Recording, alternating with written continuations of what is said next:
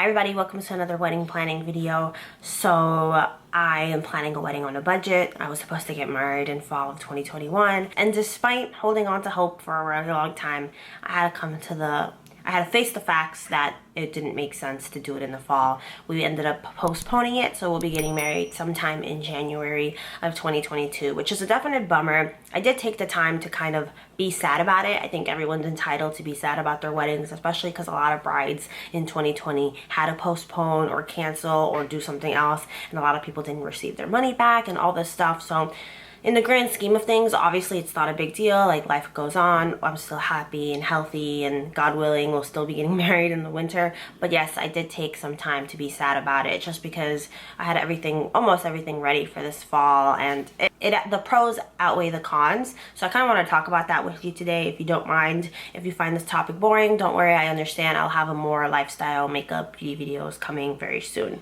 So let's start off with the cons. Obviously, it sucks to have to move something again. You know, I'd rather be married now and be able to say he's my husband and, you know, go through all that and celebrate in the fall. The fall is my favorite season. It's so beautiful. Central Park looks amazing.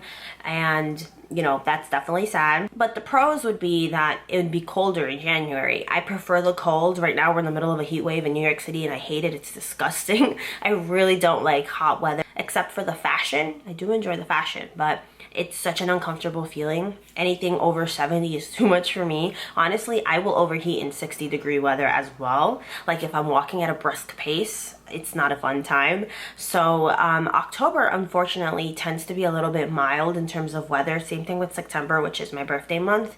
So I have a strong feeling that it wouldn't even be cold enough for me, because I'm wearing sleeves on my dress, like half sleeves.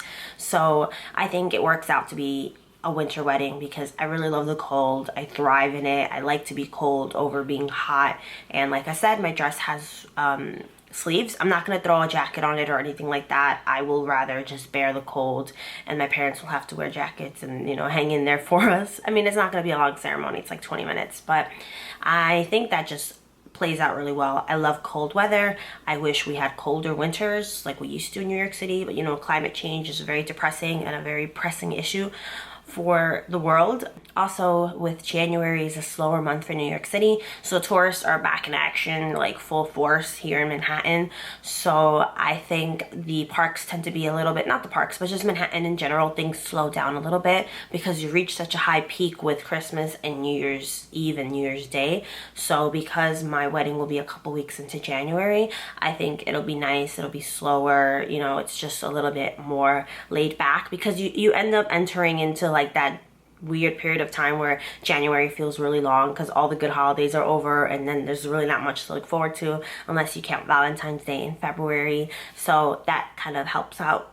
I think that's going to be good. It'll give me and my fiance something to be happy about in January, because I always get really sad when the holidays are over.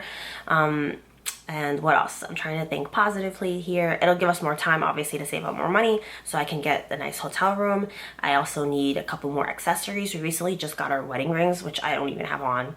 I have to paint my nails. Oh, it's a whole thing. It's the next video that I'm filming, but I'm super excited. They're gorgeous. They're beautiful. So we're finally kind of scratching things off the list. I kind of found a place that I want to go for a honeymoon, so we'll do a separate video for that.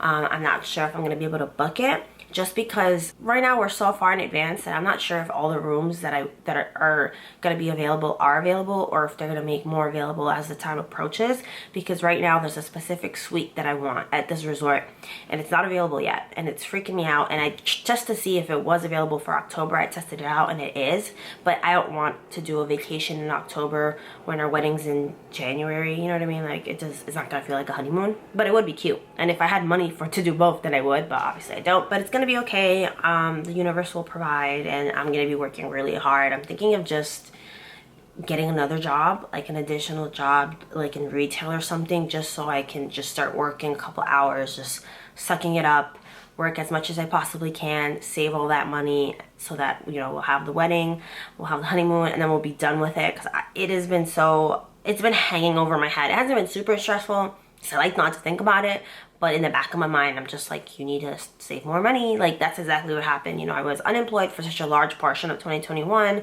and 2020. And, you know, I'm supposed to be saving up for the wedding. And I made some bad decisions with the money that I did have at the beginning of 2020 because I was working for like half of 2020. And I should have been saving that money. And instead, I was blowing it on dumb things, which is why we're currently on a no buy. And it's been going really well, by the way. I know I've talked about it in a different video, but that no buy has helped. Being responsible with my money has really helped. But it sucks because I was someone who had to learn the hard way. Like, if I had just gotten things together earlier, I would have been having the wedding in October. But, you know, Janie's irresponsible. But there's no point in dwelling in that. Everything happens for a reason, and I learned my lesson, like I said, the hard way. So I think that's pretty much all I have to say. If you have any requests for this particular wedding series, let me know down below. Like I said before, it's going to get more interesting as we approach the wedding, because I'll be doing actual vlogs of doing like the hair, the makeup, what I want for my nails, because I'm still deciding. Loud truck outside. I didn't like my nails for my engagement photo shoot. I didn't like the length. I like the flower, like the milk baths, but the length really bothered me. I don't feel like it looked good. I definitely want to go shorter for my wedding, and probably oval or something like that, because I think I did coffins, because before I did like the pointy one. What's the pointy one? I don't even know nail shapes. I've only gotten my nails professionally done twice in my whole life. Don't really like fake nails, but for special events I feel like I have to, because there's going to be so many close-ups holding the bouquet and doing the photography with my fiance. So we'll see about that. I don't know, but like I said, the point of that whole thing was to say that there's going to be much more interesting vlogs as we get to like the nitty-gritty of it. And it was supposed to be in October, and now it's not, so it's just a little frustrating, but we'll make it do. You know, life happens and you just have to roll with the punches.